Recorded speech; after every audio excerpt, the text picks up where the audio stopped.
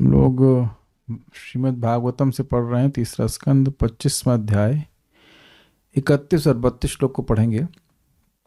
आपने सुना था कि माता देवहूति ने प्रश्न किए थे कि भक्ति का स्वरूप क्या है जो आपके लिए उचित है और जो मेरे द्वारा करने योग्य है। मेनली ये प्रश्न किए थे और कैसे बड़ी सरलता से आपकी प्राप्ति हो जाए, ये भी सब पूछा था। तो अब उस पर मैत्री मुनि कहते कि मैत्री मुनि ही ये संवाद सुना रहे हैं। मैत्रेय उवाच मैत्रेय उवाच मैत्रेय उवाच विदित्वार्थ कपिलो मातुरित्थं जातस्नेहो यत्र तन्वाभिजातः। विदित्वार्थं कपिलो मातुरित्थं जातस्नेहो यत्र तन्वाभिजातः। विदित्वार्थं कपिलो मातुरित्थं जातस्नेहो यत्र तन्वाभिजातः। विदित्वार्थं कपिलो मातुरित्थं जातस्नेहो यत्र तन्वाभिजातः। तत्त्वाम्नायं यत् प्रवदन्ति सांख्यं प्रोवाच वै भक्तिवितान योगम्। तत्त्वाम्नायं यत् प्रवदन्ति सांख्यं प्रोवाच वै भक्तिवितान योगम्। विदित्वार्थं कपिलो मातुरित्थं जातस्नेहो यत्र तन्वाभिजातः। विदित्वार्थं कपिलो मातुरित्थं जातस्नेहो यत्र तन्वाभिजातः। तत्त्वाम्नायं यत् प्रवदन्ति सांख्यं प्रोवाच वै भक्तिवितान योगम्। तत्त्वाम्नायं यत् प्रवदन्ति सांख्यं प्रोवाच वै भक्तिवितान योगम्। मैत्रेय उवाच विदित्वार्थं कपिलो मातुरित्थं जातस्नेहो यत्र तन्वाभिजातः। विदित्वार्थं कपिलो मातुरित्थं जातस्नेहो यत्र तन्वाभिजातः। तत्त्वाम्नायं यत् प्रवदन्ति सांख्यं प्रोवाच वै भक्तिवितान योगम्। तत्त्वाम्नायं यत् प्रवदन्ति सांख्यं प्रोवाच वै भक्तिवितान योगम्।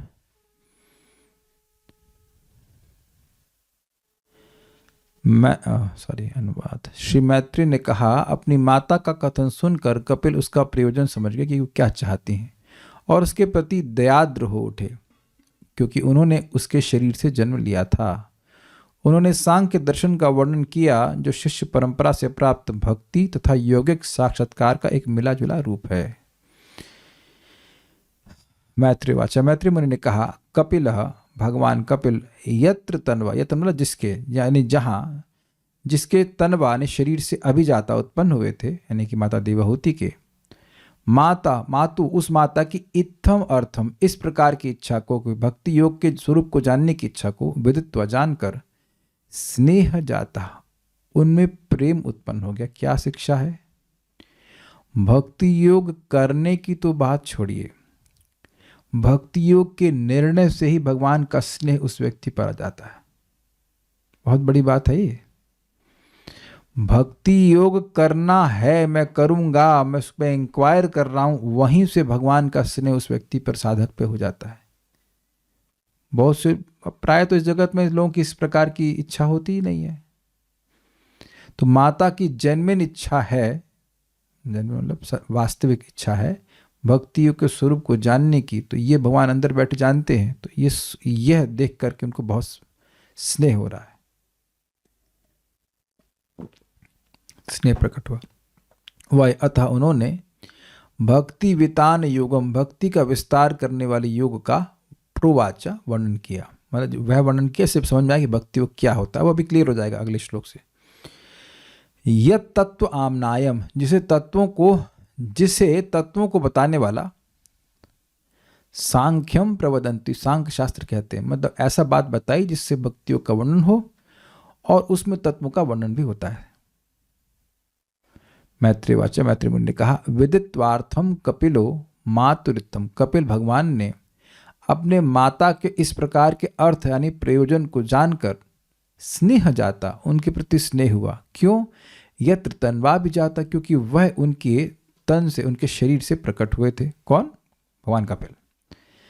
तत्व आमनायम यत प्रवदन्ति सांख्यम, जिसमें तत्वों को कहा जाता है, उस सांख्य शास्त्र को प्रोवाचा, उन्होंने कहा, वही भक्ति वितान योग, जो निश्चित ही भक्ति योग का विस्तार करता है। विस्तार मतलब भक्ति योग का विस्तार से वर्णन करता है। इस प्रभुपाद जी ने कोई टीका नहीं करी, भावार्थ दीपिका देख लेते हैं। इस प्रकार से अपनी माता के प्रयोजन को जानकर भगवान कपिल के हृदय में स्नेह उत्पन्न हो गया। स्नेह उत्पन्न होने के कारण यह था, स्नेह उत्पन्न होने का कारण यह था कि वे अपनी माता के ही शरीर से जन्म लिए थे। तत्वामनायंतिक का अर्थ है कि जिसमें प्रकृति आदि तत्वों का वर्णन किया गया है। प्रकृति मतलब प्रधान, महतत्व, ये सब बातें फिर से आएंगी। इसको सांख्य शब्द से अभिहित किया जाता है, मतलब सांख्य कहा जाता है। उस सांख्य क्यों कहते हैं? क्योंकि संख्या, उसमें गिना जाता है प्रकृति में कितने तत्व हैं, प्रधान, अहंकार, अहंकार के विभाजन, ये सब गिना जाता है, 24 तत्व गिने जाते हैं। उस सांख्य शास्त्र का उन्होंने उपदेश दिया और साथ ही भक्ति के विस्तार और योग शास्त्र का भी वर्णन किया। तो 3 चीज की, सांख्य का वर्णन किया, भक्ति का वर्णन किया और योग शास्त्र का भी वर्णन किया। कैसे एक योगी अपने मन को भगवान में लगाता है, उसका भी वर्णन किया। तो यहाँ सबसे पहले शुद्ध भक्ति का वर्णन कर रहे हैं। मेरे पीछे बोलिएगा। शुद्ध भक्ति से अर्थ यहाँ पे हो रहा है जो भक्ति गुणों के परे है, उसके बारे में बात हो रही है। श्री भगवान उवाच, श्री भगवान उवाच, देवानां गुणलिंगानां आनुश्रविक कर्मणा, देवानां गुणलिंगानां आनुश्रविक कर्मणा, सत्व एवैक मनसो वृत्ति स्वाभाविकी तुया, सत्व एवैक मनसो वृत्ति स्वाभाविकी तुया, अनिमित्ता भागवती भक्ति सिद्धिर्गरीयसी, अनिमित्ता भागवती भक्ति सिद्धिर्गरीयसी, देवानां गुणलिंगानां आनुश्रविक कर्मणा, देवानां गुणलिंगानां आनुश्रविक कर्मणा, सत्व एवैक मनसो वृत्ति स्वाभाविकी तुया, सत्व एवैक मनसो वृत्ति स्वाभाविकी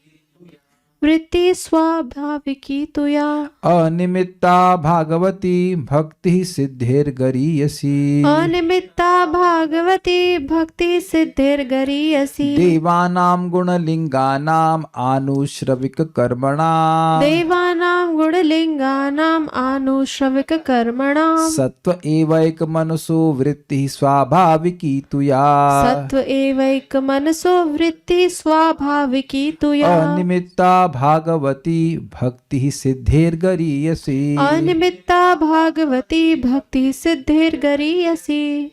श्री भगवान उवाच, श्री भगवान उवाच, देवानां गुणलिंगानां आनुश्रविक कर्मणां, देवानां गुणलिंगानां आनुश्रविक कर्मणां, सत्व एवैक मनसो वृत्तिः स्वाभाविकी तुया, सत्व एवैक मनसो वृत्ति स्वाभाविकी तुया, अनिमित्ता भागवती भक्तिः सिद्धिर्गरीयसी, अनिमित्ता भागवती भक्ति सिद्धिर्गरीयसी।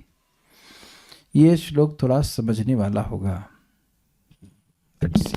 भगवान कपिल ने कहा, ये इंद्रियां दैवों की प्रतीकात्मक प्रतिनिधि हैं और इनका स्वाभाविक झुकाव वैदिक आदेशों के अनुसार कर्म करने में है। जिस प्रकार इंद्रियां देवताओं का प्रतीक हैं, उसी प्रकार मन भी पूर्ण पुरुषोत्तम भगवान का प्रतिनिधि है। मन का प्राकृतिक कार्य सेवा करना है। जब यह सेवा भाव किसी हेतु के बिना श्री भगवान की सेवा में लगा रहता है तो यह सिद्धि से कहीं बढ़कर है। सिद्धि मतलब मोक्ष से भी बढ़कर है। तो बात यहाँ पे क्या हो रही है, भक्ति के स्वरूप को पूछ रही थी, भक्ति कैसी होती है। तो उसका उत्तर भगवान यहाँ पर दे रहे हैं। कैसी भक्ति आप में उचित है, यह प्रश्न किया गया था कि नहीं। तो भगवान में कौन सी भक्ति योग्य है, शुद्धा भक्ति योग है। उस शुद्ध भक्ति से भगवान संतुष्ट होते हैं। उसके स्वरूप को बता रहे हैं।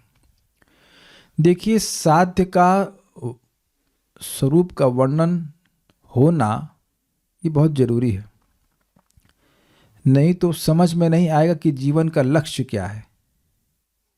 जब जीवन का लक्ष्य क्लियर होता है तो उसके अनुरूप व्यक्ति साधन करता है।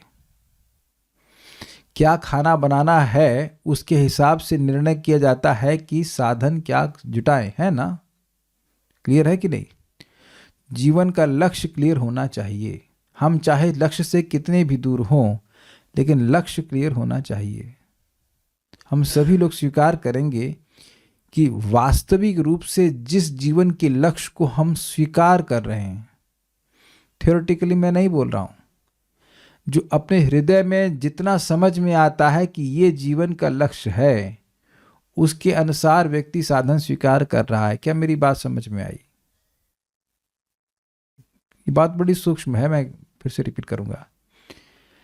जो जिस चेतना में है उसके अनुसार वह अपने जीवन के लक्ष्य को मानता है, और वह इस बात से प्रमाणित होता है कि उसकी जीवन की प्रायिक शक्ति उस साध्य को प्राप्त करने में लगी रहती है।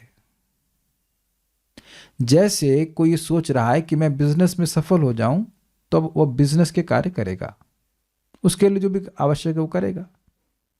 जो सोच रहा है कि मैं नौकरी अच्छे से कर लूंगा तो मेरा जीवन सफल हो जाएगा, तो उसके अनुसार वो कार्य करेगा। यहां पर किसी भी एक व्यक्ति विशेष पर आक्षेप बिल्कुल नहीं है।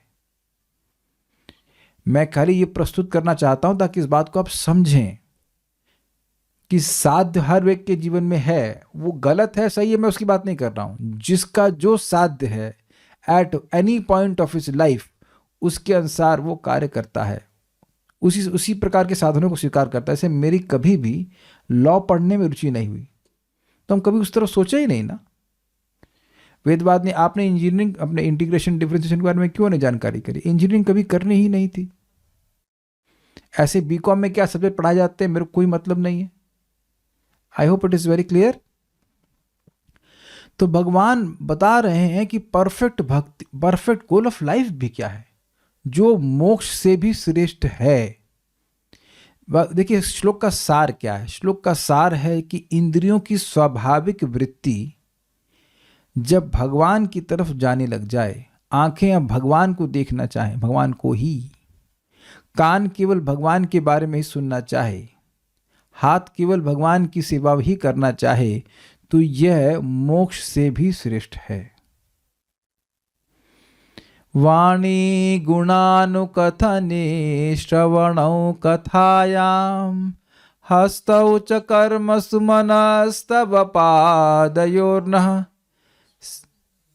स्मृत्यां शिरस्तव निवास जगत प्रणामे दृष्टि सताम दर्शनेस्तु भवतनुनाम।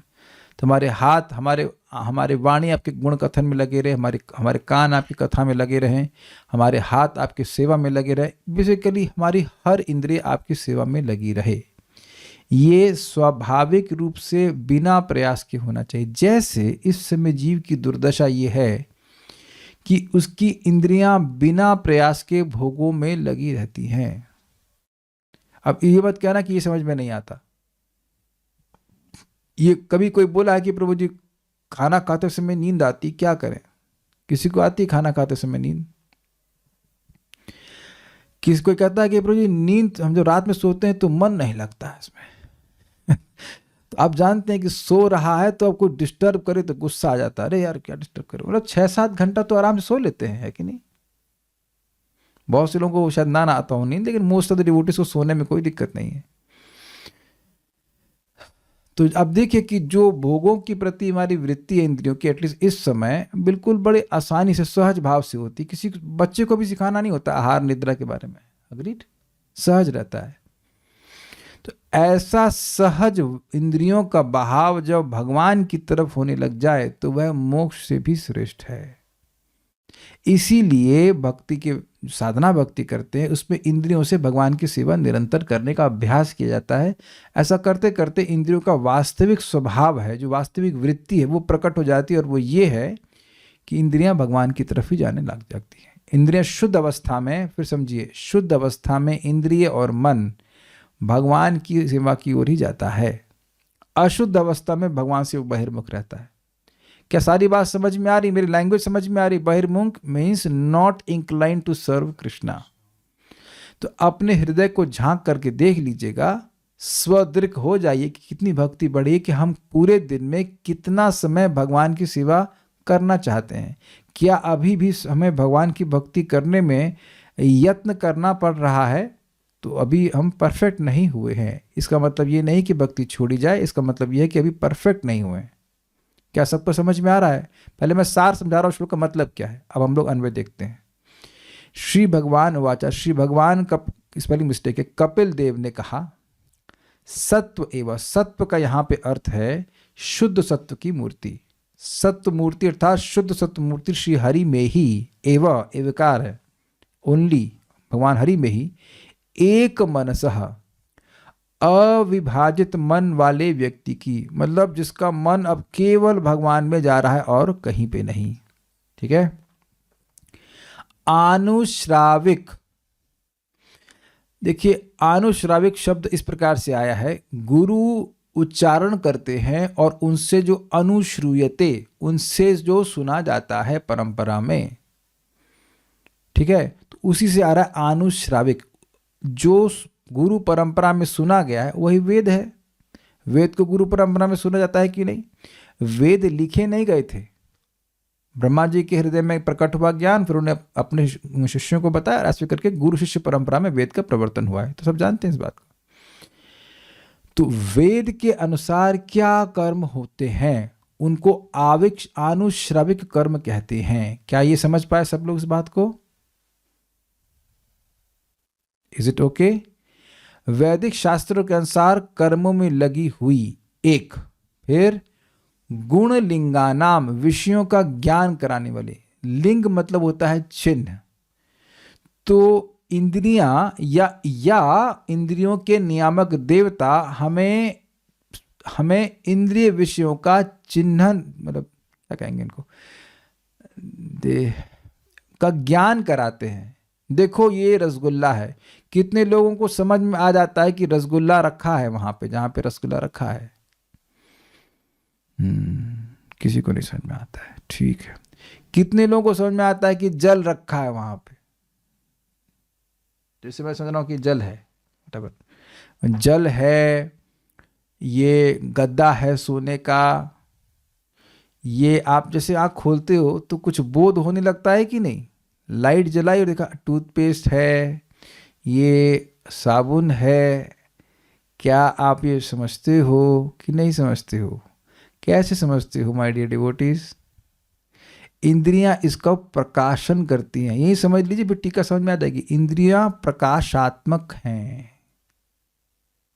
देखो पहले, अब इससे पहले मैं क्लास में आगे बढ़ूंगा, अपने आसपास देखिए सब कुछ क्या क्या रखा हुआ है।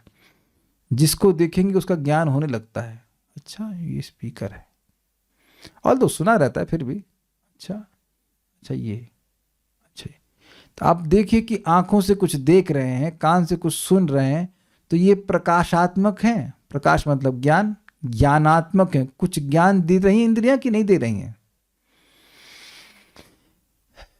बहुत ध्यान पूर्वक सुनेंगे तो बात थोड़ी थोड़ी समझ में आएगी श्लोक में क्या कहा जा रहा है।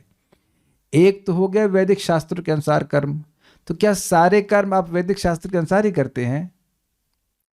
तो कुछ कर्म तो हम जैसे कोई यज्ञ आदि कर रहे हैं तो वेद के अनुसार गुरु के मुख से सुन के कर रहे हैं, और कुछ है जो हम अपने हमारे इंद्रियों के स्वाभाविक कर्म है, बोल रहे हैं, कुछ जा रहे हैं, सब्जी लेने जा रहे हैं, कुछ आप समझ रहे हैं बात।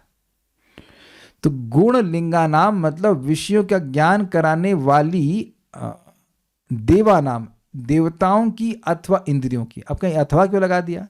देखिए इंद्रियों के चालक या नियामक देवता होते हैं, उनकी एक वृत्ति होती है। तो कह रहे या स्वाभाविकी वृत्ति, जो स्वाभाविक वृत्ति, दोबारा है नहीं आना चाहिए, जो स्वाभाविक वृत्ति है अर्थात अयत्न से जो प्राप्त है, जिसके लिए कोई प्रयास नहीं करना पड़ता है, वो वृत्ति। आंखों की देखने की वृत्ति है कि नहीं? आंखों को देखने के लिए क्या प्रयास करना पड़ता है बताइए? कुछ नहीं करना पड़ता। सुनने के लिए क्या प्रयास करना पड़ता है? कुछ नहीं करना पड़ता। तो चखने के लिए, स्पर्श करने के लिए, ये सब की एक नेचुरल प्रवृत्ति है कि नहीं है? जब यह प्रवृत्ति स्वाभाविक रूप से भागवती व भगवान की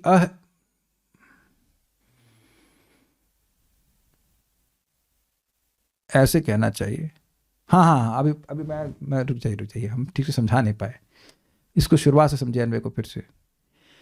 सत्व एव सत्व मूर्ति श्री हरि में ही अविभाजित मन वाले व्यक्ति की वैदिक शास्त्र के अनुसार कर्म में लगी हुई तथा विषयों का गुण ज्ञान कराने वाली देवताओं की अथवा इंद्रियों की जो स्वाभाविक वृत्ति है, ये लाइन होगी इस तरह से। मतलब जो व्यक्ति अविभाजित मन वाला है, अर्थात जिसका चित्त शुद्ध सत्व में स्थित है, भाव भक्ति, सीधी बात कही जाए तो, उसकी जो वो वैदिक कर्म कर रहा है वह भी भगवान के लिए करता है, जो उसके लौकिक कर्म कह लीजिए वह भी भगवान के लिए करता है। तो उसकी जो ऐसी वृत्ति है जो नित्य भगवान में ही जा रही है, उसको क्या कहते हैं, उसको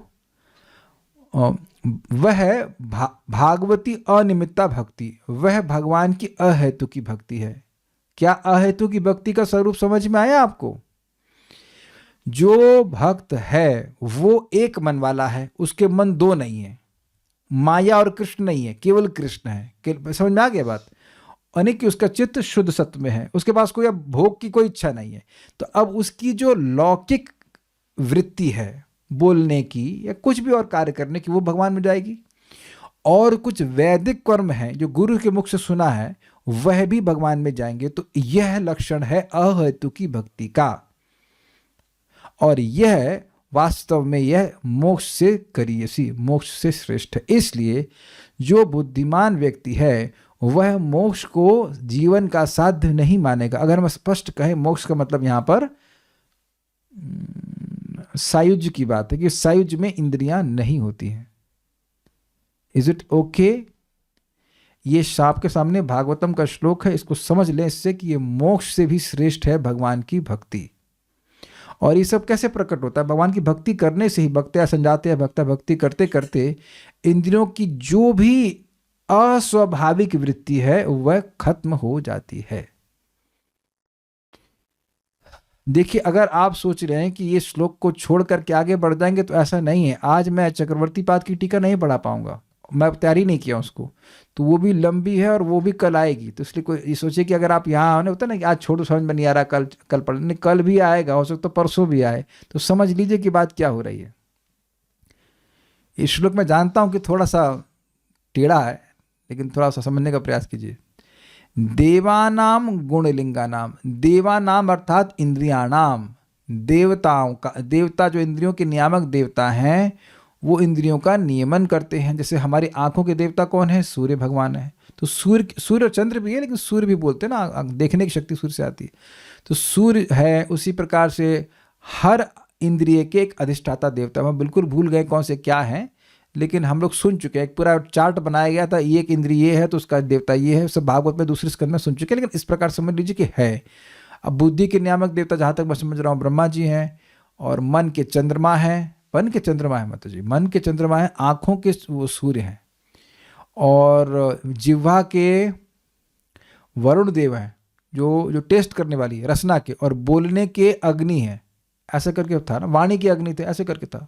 तो हर देवता हमारी इंद्रिय को नियामक कर रहा है। हमारे इंद्र जो है हमारे हाथों के देवता हैं, तो अलग अलग देवता हैं हाथ के इंद्रिय। हाँ, मैं बता तो रहा हूँ, अलग अलग प्रकार के देवता हैं। तो ये इंद्रियां गुणों को चिन्हित करती हैं। लिंक मतलब होता है साइन। तो ये प्रकाशात्मक हैं, ये इंद्रियां विषयों को प्रकाशित करने वाली हैं। जैसे मान लीजिए कोई अंधा है, तो अब उसके लिए कोई रूप है? कोई रूप नहीं है। जो बहरा है उसके लिए कोई शब्द है? तो उसकी इंद्रियां, उसकी मान लीजिए अगर कहें श्रवण इंद्रिय, उसके लिए शब्द को कभी प्रकाशित नहीं करेंगे। क्लियर हुआ? देखिए, प्रश्न करने से पहले जो मैं समझा रहा हूं उसको समझ लीजिए। अगर आप चाहते हैं कि मेरी इंद्रिय कोई क्रोध ना प्रकाशित करे, समझ रहे? जिसने भी प्रश्न किया, आप पहले सुनिए कि क्या बात हो रही है। सुनने में गड़बड़ ये होती, एक बात सुन लिया, मन वही घूम रहा है, जो आगे पढ़ा रहा हूं उसको नहीं देख रहे। पहले श्लोक समझिए। अगर श्लोक यहां नहीं समझे तो टीका सब ऊपर से चली जाएगी, और जब आप टीका नहीं समझेंगे तो प्रपात के तात्पर्य कितना समझ में आएगा उसकी हमारी कोई गारंटी नहीं है। यहाँ भगवान भक्ति के, शुद्ध भक्ति के स्वरूप का वर्णन कर रहे हैं। प्रश्न क्या था? प्रश्न ये था कि आपके लिए कौन सी भक्ति उचित है। मैं आपको कहूँ, क्या नाम है, राजेश प्रभु जी, आपको कौन सा चीज़ अच्छी लगती खाने में? अरे इतना सोचना पड़ता है इनको, इतना। आप बताइए माता जी, क्या अच्छा लगता है खाने में इनको? हाँ, अरे तेरे फ्रूट्स, रबड़ी। हाँ, ये अच्छा बोला, रबड़ी। रबड़ी हम खीरी सोच रहे थे, ठीक है, रबड़ी। अब रबड़ी में थोड़ा सा, मतलब जैसे मैं 250 ग्राम रबड़ी आपको दूंगा, मैं बना देना रहती, ठीक है, उसमें बस खाली 50 ग्राम बालू मिला देना। ना ना ना ना, तो आप समझे कि रबड़ी तो उचित है, लेकिन बालू मिली हुई रबड़ी बिल्कुल उचित नहीं है। अब समझ में आ रहा है बात? तो भगवान के लिए कौन सी भक्ति उचित है? अब भाई वो वाली भक्ति में हम संतुष्ट होते हैं जो बिल्कुल की तरह शुद्ध हो गई, जिसमें अब कचरा मिला हुआ, वो नहीं। उस भक्ति से संतुष्ट सबसे अधिक होते हैं भगवान। समझ में आया बात? तो प्रश्न था कि आपके लिए सबसे अच्छी भक्ति कौन सी है? तो ये भक्ति है। वो भक्ति किसी तरह से भी की जा रही है, लेकिन उसका स्वरूप यह है कि शुद्ध होनी चाहिए। That is very nice for Krishna. वो उनको बहुत पसंद है। क्या समझ गए बात? परम पूज्य राधानाथ महाराज बड़ी सुंदर बात कहते हैं कि आप लोग के मन में निरुत्साह तो हो अगर हम लोग तो इतने शुद्ध नहीं हैं। जी हाँ, हम लोग नहीं हैं, तो हम लोग क्या करते हैं? शुद्ध भक्त की शरण लेते हैं। इसलिए अगर मैं कुछ ऑफरिंग करूंगा तो अपने गुरु महाराज के वाया मीडियम से कहूँगा। मेरे मन में इच्छा है कि डोसा मैं भी खाऊं, मैं ही नहीं, लेकिन मैं भी तो हो गया ना अन्य अभिलाषा। तो महाराज जी आप भगवान को देखो नमो विष्णु, आप दे दीजिए, तो भगवान उनके माध्यम से ले लेते हैं। I hope you are getting this point. तो देव, आप वापस श्लोक पे आते हैं। देवानाम गुण लिंगा नाम। देवानाम मतलब देवता अथवा इंद्रियां, वे गुण अर्थात विषयों के प्रकाशक हैं, उनको चिन्हित करते हैं, ये हमारे भोग हैं, ये हमारे भोग हैं, ऐसे करके। आनुश्रविक कर्माणाम, और जो आनुश्रविक मतलब सुन करके, वेदों से, वेदों की बात को गुरु के मुख से सुन करके जो कर्म किए जाते हैं। यहां मैं कर्मकांड की बात नहीं कर रहा हूं। भक्ति भी तो गुरु के मुख से सुन के करते हैं। अब हरे कृष्ण मंत्र अपने पास से तो ना करते हैं। ये भी कली का संतरण उपनिषद में लिखा है। तो क्या आप लोग कैसे पता चला? हमें कैसे मालूम चला? वैष्णवों ने, गुरुओं ने बताया। गुरुजन बताते तब ना हरे कृष्ण मंत्र कर रहे हैं। तो ये आनुश्रविक कर्म में भक्ति के कर्म भी आ जाएंगे, ठीक है ना। ये सब दोनों लौकिक और वैदिक कर्म कहा जाए, ये सब सत्व एव एक मनसा। सत्व एव मतलब शुद्ध सत्व की मूर्ति भगवान श्री हरि में एक मन वाले, मतलब जिसका मन शुद्ध सत्व में स्थित है, उसमें जो स्वाभाविकी वृत्ति होती है, या मतलब जो वैदिक कर्म करने की प्रवृत्ति है और जो लौकिक कर्म को करने की प्रवृत्ति है, वह स्वाभाविक रूप से जब भगवान में ही जाए, उस व्यक्ति की जो शुद्ध सत्व में स्थित है, उसको एक बात कंप्लीट हुआ। या अनिमित्ता भागवती, जो अहेतु की भक्ति है, अनिमित्ता भागवती भक्ति मतलब भगवान में की जाने वाली भक्ति है, वह सिद्धेर गरीयसी, वह तो सिद्धि अर्थात मोक्ष से भी श्रेष्ठ है।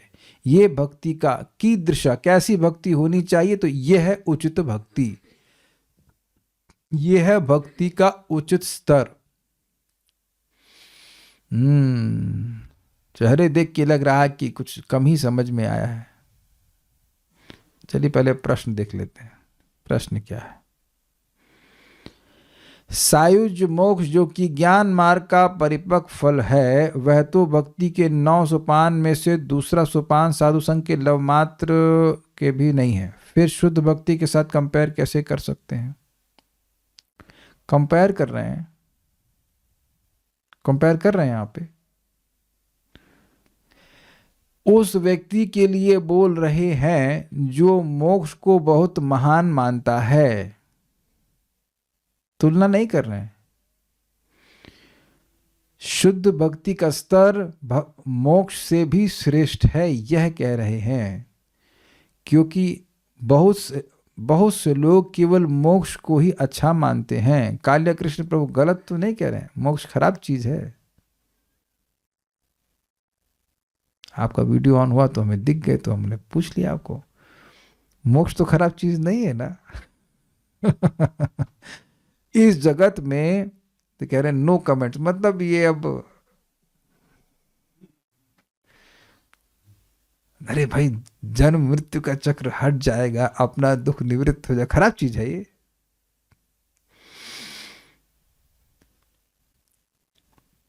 बात आप सही कह रहे हो कि साधु संघ के बराबर भी अपवर्ग नहीं है, अच्छी बात है। आपको याद है तुल्यामालवे नापि न स्वर्गम न पुनर्भवम भगवत भक्ति नहीं भगवत संगी संगस्य मर्त्या नाम की मुताशिशा, ठीक है, अच्छी बात है। लेकिन यहाँ पे तुलना नहीं कर रहे, बस इतना कह रहे हैं कि वह मोक्ष से भी श्रेष्ठ है।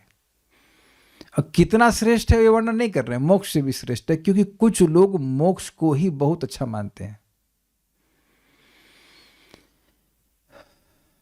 जैसे अब नर्सरी की तुलना पीएचडी से तो नहीं की जा सकती है, लेकिन अगर ये कहा जाए कि पीएचडी नर्सरी से बहुत श्रेष्ठ है तो गलत है, तो गलत तो नहीं है ना। और तो वहां भी तो कुछ अच्छा बताइए, नर्सरी और पीएचडी को तुलना की जाएगी। मैं नहीं समझ रहा हूँ कि पीएचडी किए हुए व्यक्ति को नर्सरी के बच्चों को पढ़ाने के लिए भी आना पड़ेगा, है ना, वो शायद बीएड वालों से काम चल जाता है। तो फिर भी अगर ये कहा जाए कि पीएचडी का ज्ञान नर्सरी से श्रेष्ठ है तो गलत है क्या? प्रश्न करने वाले बताइए, गलत तो नहीं बोल रहे हैं। तो अब कुछ लोगों को मोक्ष ही समझ में आता। आप देखिए कि भक्ति रसामृत सिंधु में भी कई बार हम लोग भक्ति की महिमा इस प्रकार से सुनते हैं जो बहिर्मुख फलों के बारे में बताते हैं कि भाई ये है, जैसे बोला गया है, हम लोग सुनते हैं कई बार कि करोड़ों करोड़ों अश्वमेध यज्ञ भी हरे कृष्णा बोलने के 1/100 अंश के बराबर भी नहीं है।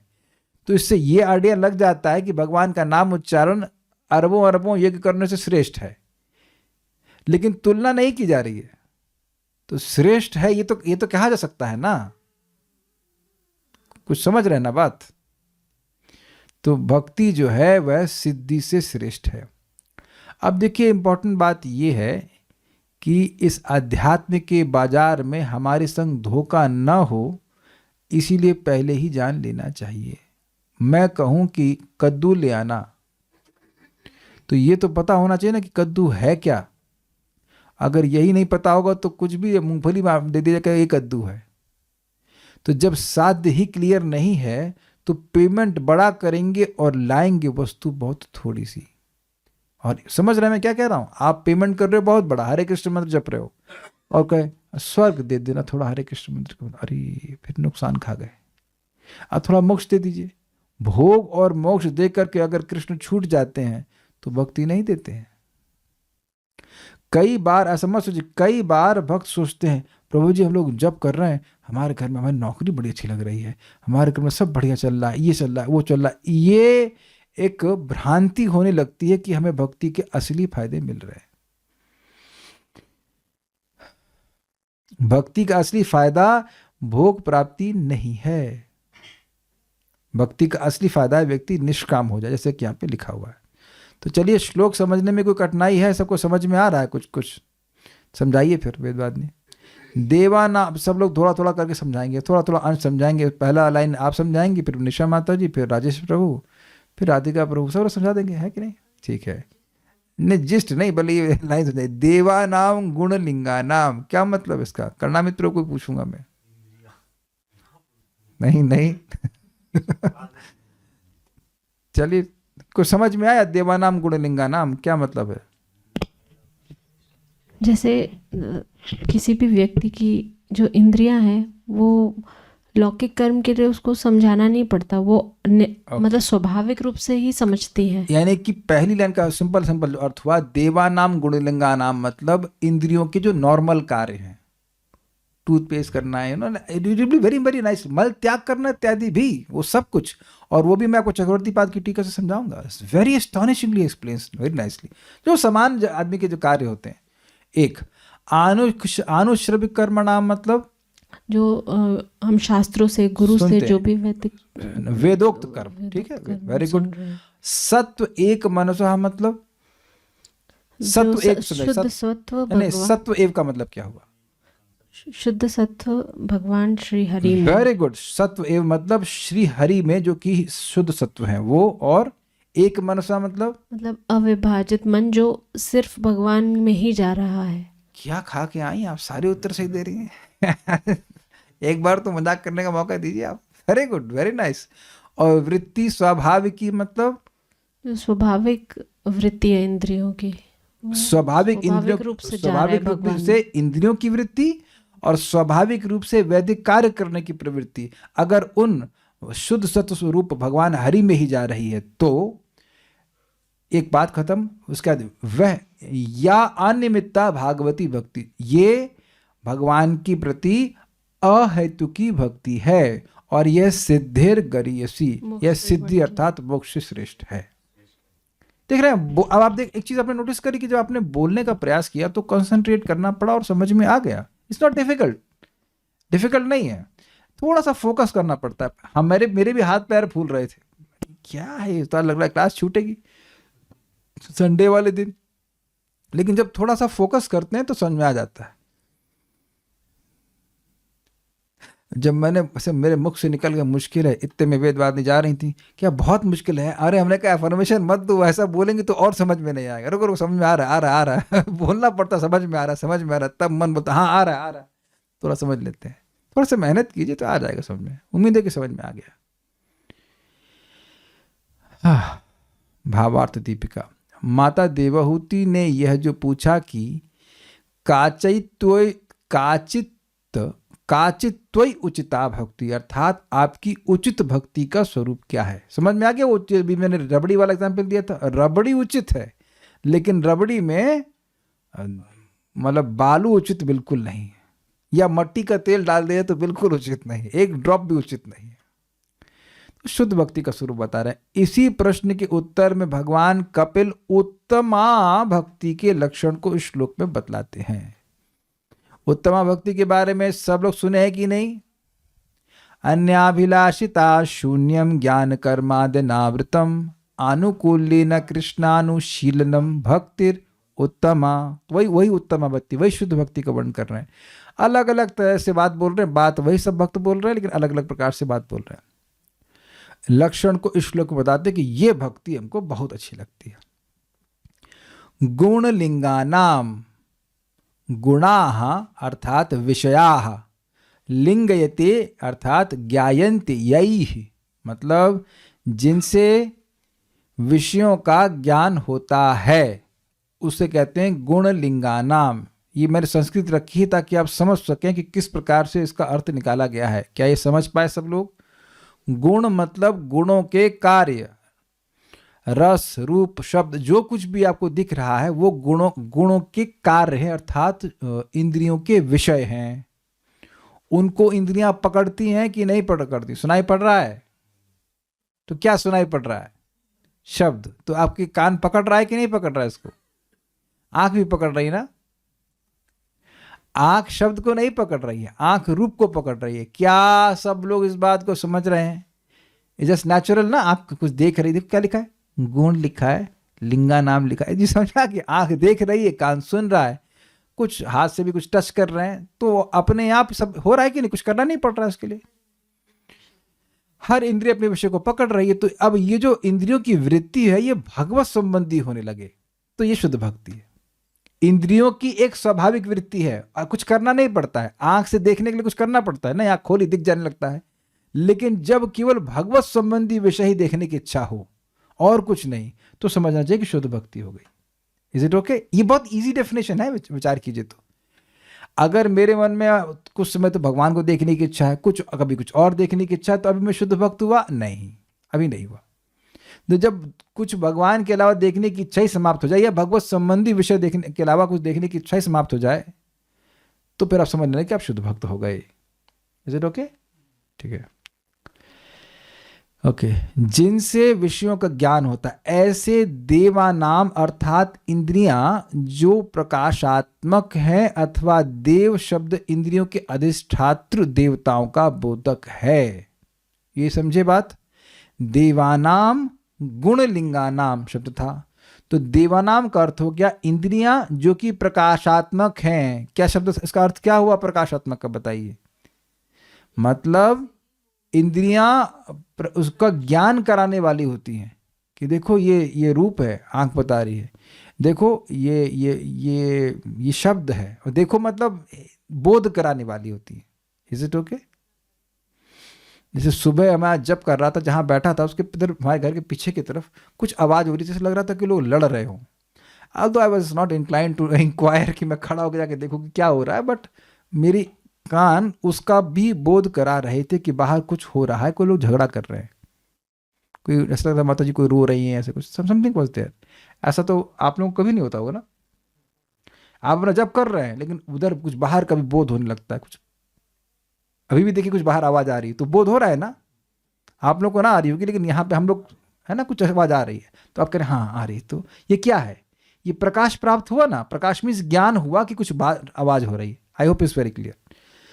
तो इंद्रियां जो प्रकाशात्मक हैं मतलब ज्ञानात्मक हैं, इंद्रियां ज्ञान कराने वाली होती हैं। ऋतिक प्रभु समझ में आ रहा है कि नहीं आ रहा है, सुनाई पड़ रहा है कि नहीं, समझने वाली बात नहीं, सुनाई पड़ रहा, तो सुनाई पड़ना एक बोध हुआ कि नहीं, ये बोधात्मक हुई कि नहीं, बोध कराने वाली इंद्रियां की नहीं है ये बात। अथवा देव शब्द से देवता जो कि हर इंद्रियों के नियामक है उनका बोधक है, उन देवताओं की या इंद्रियों की जो सतमूर्ति श्री हरि वृत्ति है वह भक्ति कहलाती है। मतलब जब इंद्रियों के नियामक देवता या इंद्रियों की वृत्ति वो सब भगवान श्री हरि में जाने लगे तो उसको भक्ति कहते हैं, स्वाभाविक रूप से जाने लगे तो उसको भक्ति कहते हैं। वह भक्ति मुक्ति से भी श्रेष्ठ है, अर्थात मुक्ति से भी अधिक सुख देने वाली होती है। इस संबंध में हरि भक्ति शुद्धोदय में प्रहलाद महाराज का उक्ति है, हम श्लोक याद नहीं आ रहा है, त्वत्कथामृत ऐसे करके श्लोक था, हम पढ़ चुके हैं कि आपके कथामृत में, आपके कथा में इतना सुख है जैसे कि सागर के समान, और उसकी तुलना में ब्रह्म का सुख क्या है, एक बूंद के समान भी नहीं। ऐसा कुछ उन्हें उसके बाद और भी बोले हैं कि एक जगह बोला गया है कि ब्रह्मानंद को अगर द्विपरार्थ गुना, द्विपरार्थ मतलब ब्रह्मा जी की पूरी आयु के में जितने नंबर उतना टाइम्स मल्टीप्लाई कर लिया जाए तो भी भक्ति के सुख के वह एक बूंद के बराबर भी नहीं है। तो भाई आप एक बात बताओ, इंद्रियों की स्वाभाविक वृत्ति अगर भगवान में जा रही तो जाएगी क्यों, जब उनको वहां सुख मिलेगा। तो ऐसा सुख मिलेगा भगवान को देखने में तो आप देखना छोड़ेंगे, ऐसा सुख मिलेगा सुनने में तो क्या कथा सुनना छोड़ेंगे। अब आप समझ गए होंगे कि मैं क्या कहना चाहता हूं, यहाँ पे क्या कहा जा रहा है। जब भक्ति करते करते ऐसी स्थिति आ जाए कि इंद्रियों से कोई भी कार्य भगवान के लिए कर रहे और ऐसा अद्भुत सुख मिल रहा है कि अब और इंद्रियां कुछ करना नहीं चाहती हैं, तो ये हो गई शुद्ध भक्ति की स्थिति। और इसी को कहा गया है मोक्ष लघुता कर। तो मुझे लगता है बिल्कुल बात समझ में आ रही होगी। इसीलिए भक्त लोग मोक्ष की चर्चा भी नहीं करते हैं कि मोक्ष में क्या है। मान लीजिए कोई कहे कि ये लीजिए एक बूंद पानी, जैसे मुझे थोड़ा प्यास लग रही है, इसमें है मतलब 8-10 बूंद पानी है, उससे क्या होगा मेरा, थोड़ा पानी दे दो भाई, अब जो एक गिलास पानी तो दीजिए। तो प्यास लगे, मान लो किसी के पास, किसी को प्यास हो सागर की और उसको एक बूंद दे दीजिए तो इंटरेस्टेड भी होगा। आप कभी ऐसा हुआ कि बहुत प्यासे रहे हो और कोई कहे आओ आओ मैं तुमको पानी देता हूं, कितना, एक बूंद, आप गुस्सा और जाएंगे, कहीं हमको ये क्या मजाक कर रहे हो, इतना प्यास लग रही हो तुम एक बूंद पानी दे रहे हो, शर्म नहीं आ रही तुमको। एक मिनट, हरे कृष्णा।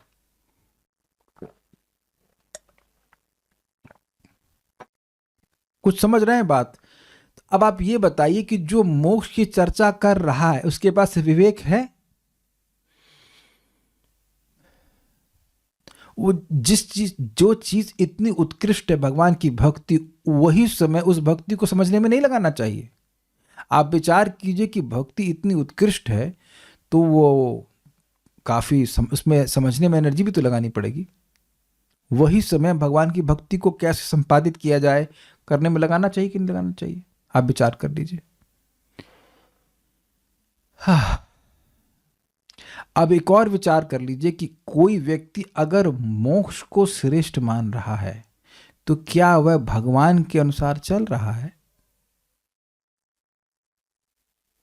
मैं अब यहां कुछ बोल रहा होता हूं तो मैं अपनी बात बिल्कुल नहीं थोपता हूं, आप लोग समझते हो इस बात को।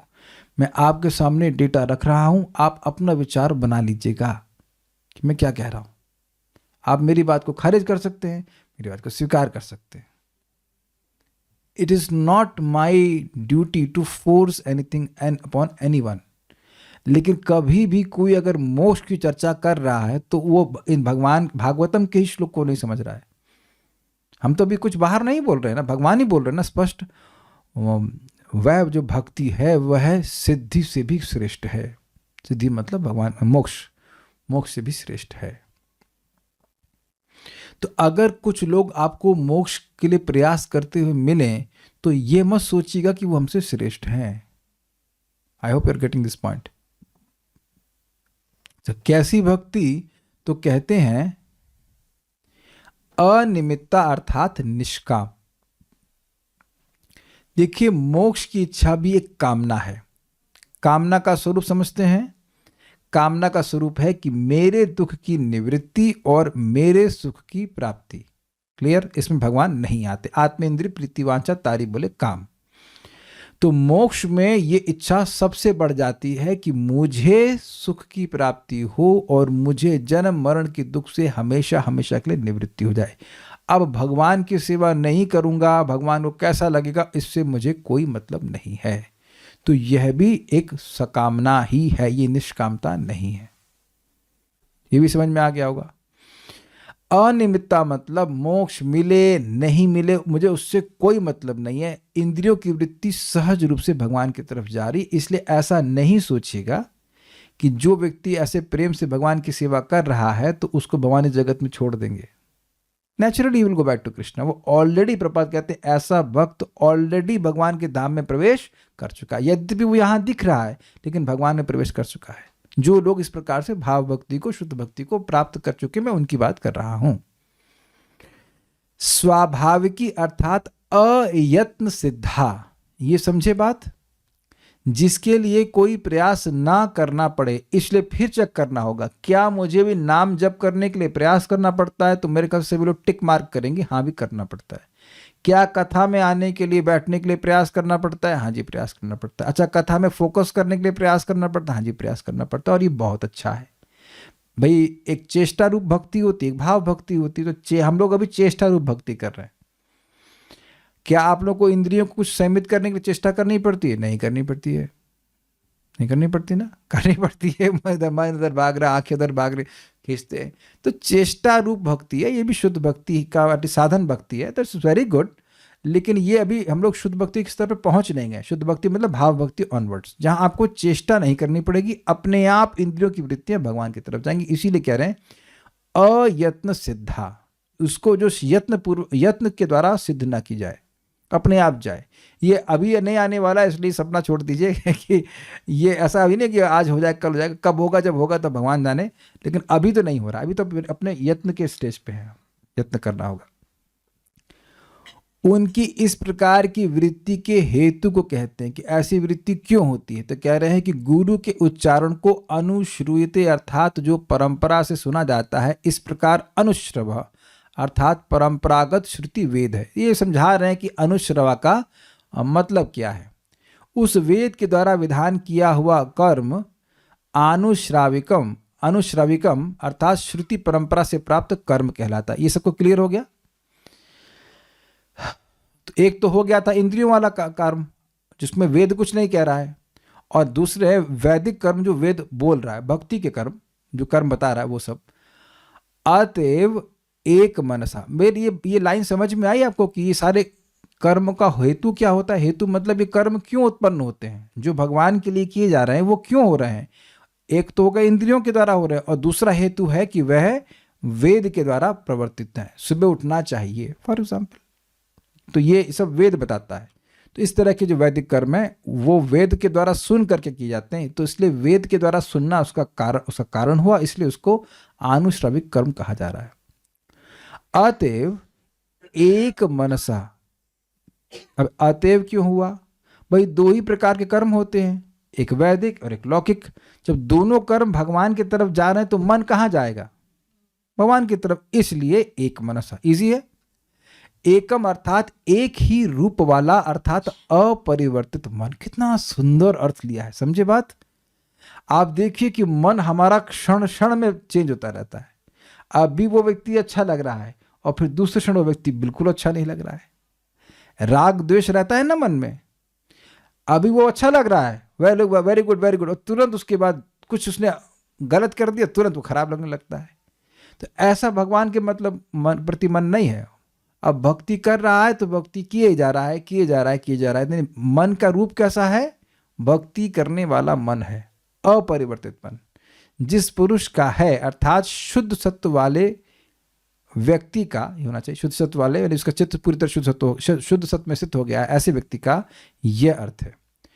तो मुक्ति भी प्रासंगिक होती है, लेकिन भक्ति तो उससे भी श्रेष्ठ है। मुक्ति प्रासंगिक मतलब होती है वो टारगेट कर रहा है भक्ति, और भक्ति प्राप्त हो गई तो जिसको भक्ति प्राप्त हो गई उसके लिए मुक्ति अपने आप हो जाती है, उसको मुक्ति के लिए अलग से प्रयास नहीं करना पड़ता। जैसे गेहूं उगाते हैं तो जो छिलका है या भूसा वो अपने आप मिलता है, भूसा उगाने के लिए कोई गेहूं नहीं बोता है, ये अर्थ।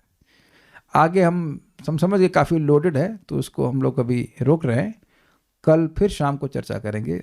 उम्मीद है कि कुछ धारणा श्लोक की आपको ज़रूर बन गई होगी। कोई प्रश्न है या नहीं हमको नहीं पता, नहीं है प्रश्न, so will stop here. Shrimad Bhagavatam की जय, श्रील प्रभुपाद की जय, निताई गौर प्रेमानंदे।